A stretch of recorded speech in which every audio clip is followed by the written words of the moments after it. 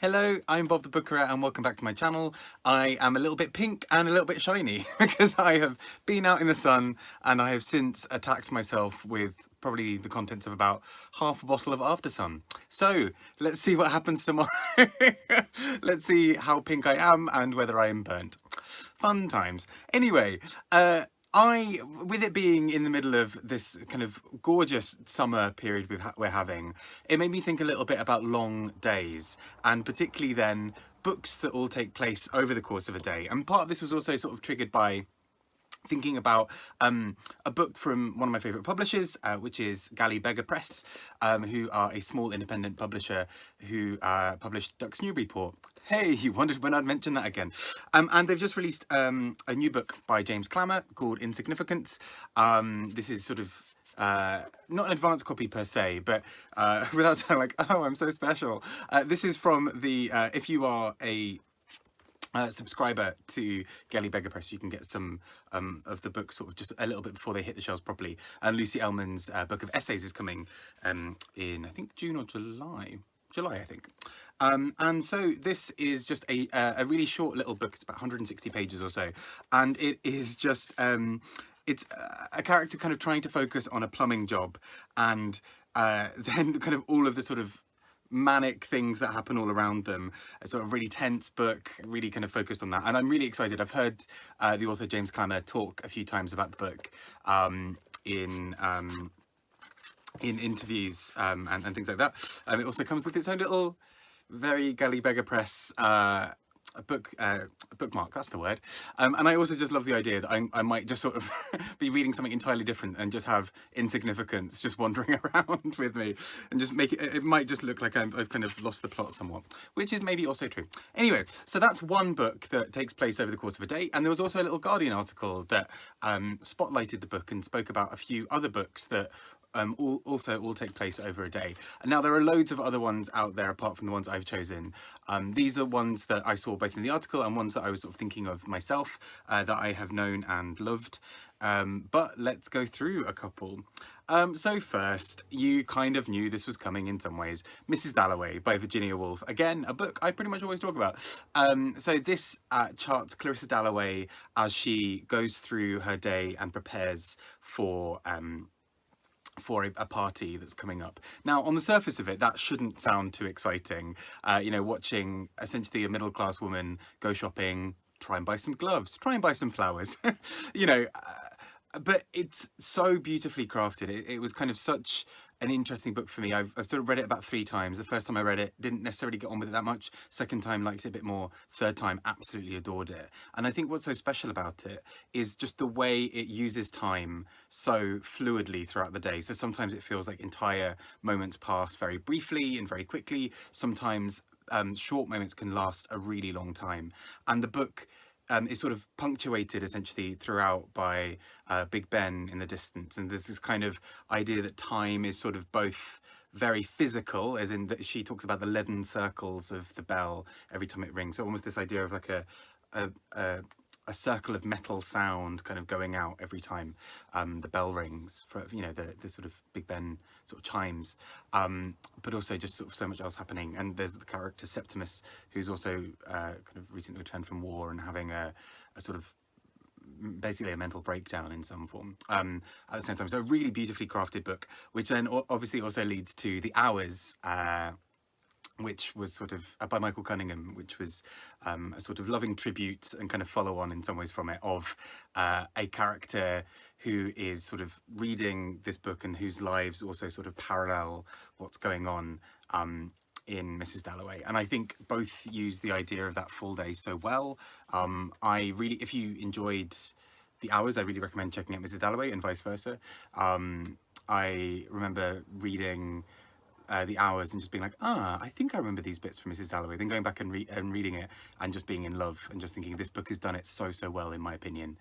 It's so beautifully captured that, and there it kind of expands it in this kind of New York, I believe, kind of a sense, with kind of these queer characters around as well. It's so beautifully done, in my opinion, and just a novel that I also really adore. And in a sort of similar time period to good old Mrs. Dalloway, We also had a novel that I still can't fully work out how what I feel about.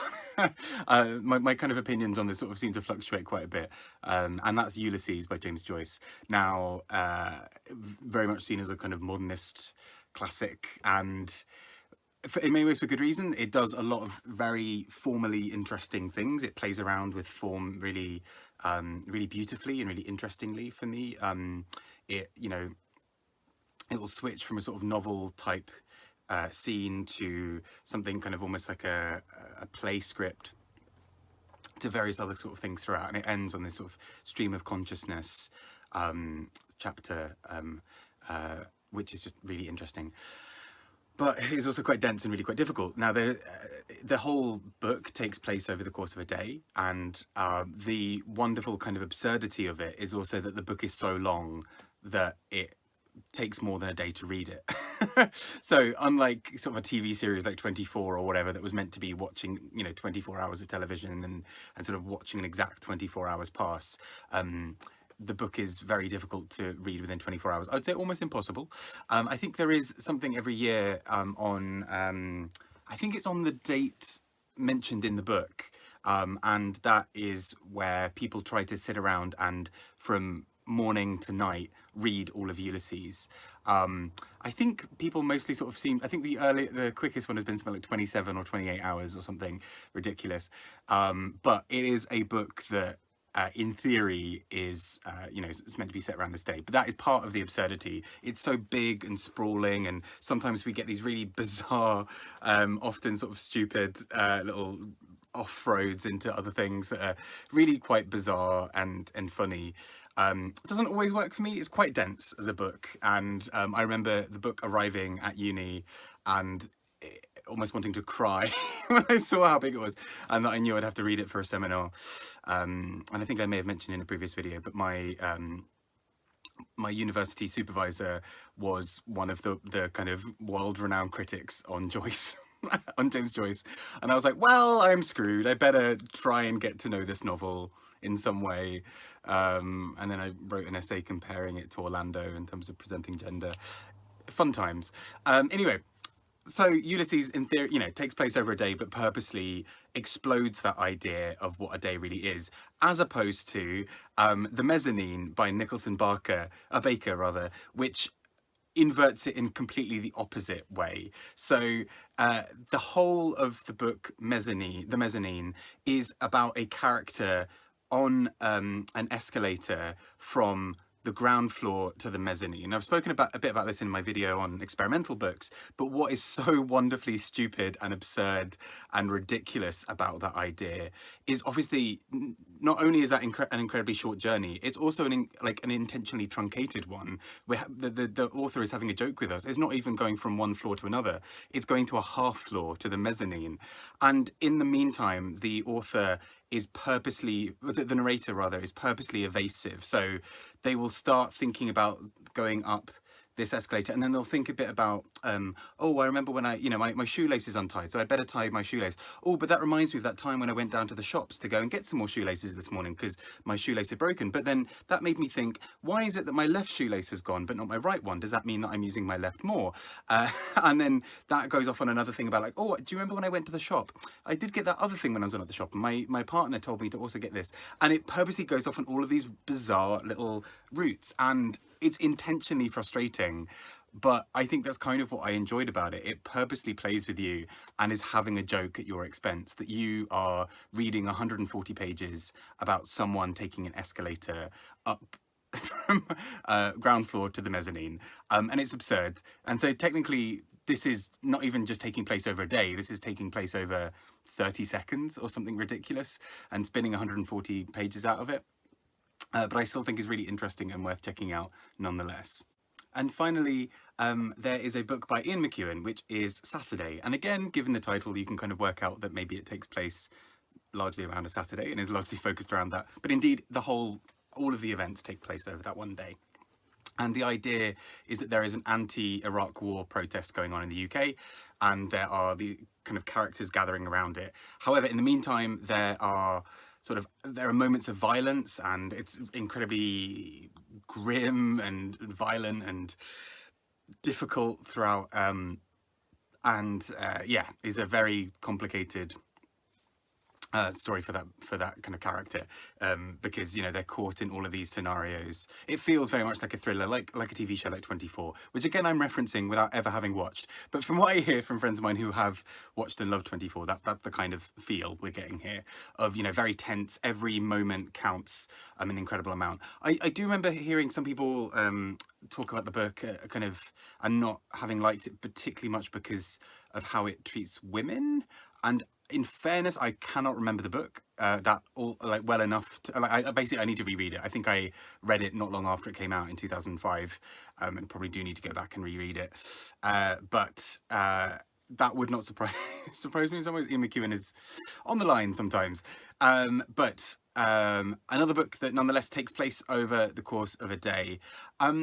And I'm really keen to hear about any other books you may know that also do this, because I just find it such a fascinating way of structuring a book, because by giving yourselves those natural limits about how the book is going to go, if the action is only taking place over a day, that perhaps changes how you approach some of the content of the book, because actually you want to ensure that it all is sort of focused in and does sort of certain things. As much as I didn't get on with the book, Brandon Taylor's real life is set over a weekend, and Brandon Taylor, when sort of speaking about his book, said that part of the reason for having that was sort of originally the idea of the book was a bit more open, and actually forcing it into, well, not forcing, but structuring it tightly around a weekend meant that it upped the stakes on a few things. It intentionally gives a bit more drama around each thing, because actually you've got such a short window of time from an action to its consequence, and all of that's recorded in the book, in a way that if you've got a book that maybe goes over a much longer period of time, those consequences weigh differently. Like they might be even heavier because they've sort of, you know, they've been left to simmer, but you don't almost get that immediate payoff, or that immediate response. And I think something like real life is really interesting for that, because actually when you get to the end of the book, you realize it has only really come over a whole weekend, and that's that idea that everything's changed. And that's something I really love about at least a few of these books, is the idea of how much one day or one event can change something.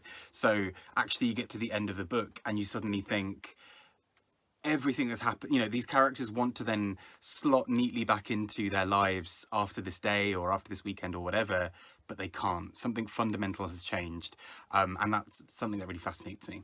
So anyway, that I hope that you are staying nice and safe and whatever during the summer, or at least however, wherever, whatever it's like for you at the moment. I'm just melting constantly, but you know, got to get out there occasionally.